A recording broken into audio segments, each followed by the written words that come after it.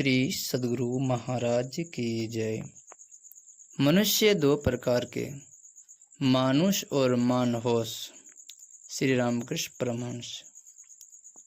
जिस प्रकार एक बड़ा जहाज छोटी छोटी नौकाओं को बांधकर अपने साथ खींचता चला जाता है, उसी प्रकार एक अवतारी पुरुष भी हजारों संसारी मनुष्य को अपने साथ ले जाता है, अर्थात हजारों मनुष्य उनके आश्रय से तर जाता है। जिस प्रकार रेल का इंजन स्वयं आगे बढ़ता है और अपने साथ कितने ही माल डब्बों को खींच ले जाता है, उसी प्रकार अवतारी पुरुष भी हजारों लाखों लोगों को अपने साथ खींचकर ईश्वर के निकट पहुंचा देता है। जब बड़ी सहतीर पानी में उतरती है तो उस पर चढ़कर कितने ही मनुष्य नदी पार कर लेते हैं। उनके बोझ से वह नहीं डूबती, परंतु कोई छोटा मोटा डंडा पानी में छोड़ दे तो वह कोए के बोझ से भी डूब जाएगा। इसी प्रकार जब अवतार होते हैं तब उनके आश्रय से कितने ही लोग तर जाते हैं। इस संसार में दो प्रकार के स्वभाव वाले मनुष्य पाए जाते हैं। कुछ का स्वभाव सूप की भांति होता है और कुछ का चलनी की भांति। जिस प्रकार सूप भूसी इत्यादि असार वस्तुओं का त्याग करके अनाज आदि सार वस्तुओं को ग्रहण करता है, उसी प्रकार कुछ लोग संसार की असार वस्तुओं कामिनी कांचन आदि का त्याग कर सारयुक्त बात अर्थात ईश्वर को ग्रहण करते हैं।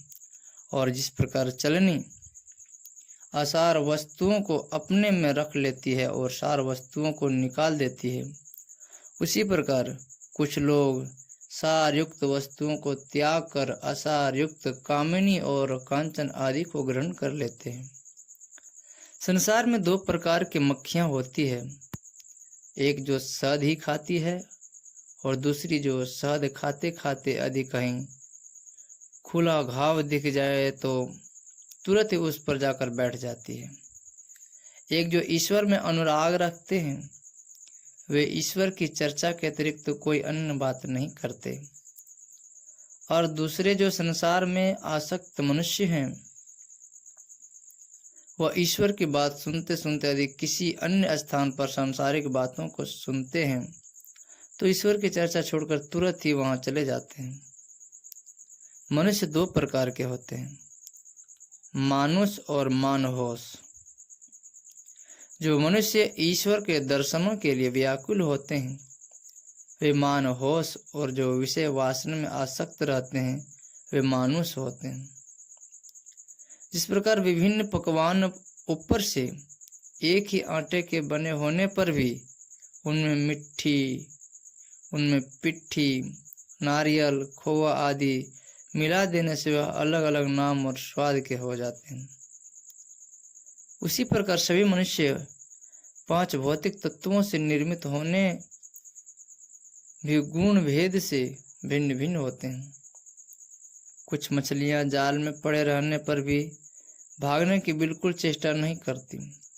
कुछ मछलियां इधर उधर छटपटाती तो है परंतु भाग नहीं पाती। कुछ मछलियां ऐसी होती है जो जाल काटकर भाग जाती है।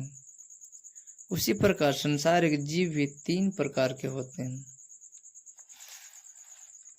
बद्ध जीव, मुमुक्षु जीव और मुक्त जीव। नमक, कपड़े, पत्थर की पुतलियों को एक साथ समुद्र में फेंक देने पर नमक की पुतली तुरंत घुल जाती है। कपड़े की पुतली जल से गीली तो हो जाती है परंतु वह गलती नहीं है, उसे जब चाहो निकाल लो, परंतु पत्थर की पुतली में जल प्रवेश नहीं कर सकता। उसी प्रकार सच्चिदानंद समुद्र में मुक्त पुरुष मानो नमक की पुतली, मुमुक्षु पुरुष कपड़े की पुतली और बद्ध जीव पत्थर की पुतली है। बद्ध सांसारिक जीव विषय वासना के अत्यंत दुख भोगने पर भी विषय वासना का लालच नहीं छोड़ता। जिस प्रकार मगरमच्छ पर किसी शस्त्र द्वारा प्रहार किए जाने पर भी उसे कुछ नहीं होता, बल्कि शस्त्र टूट जाता है।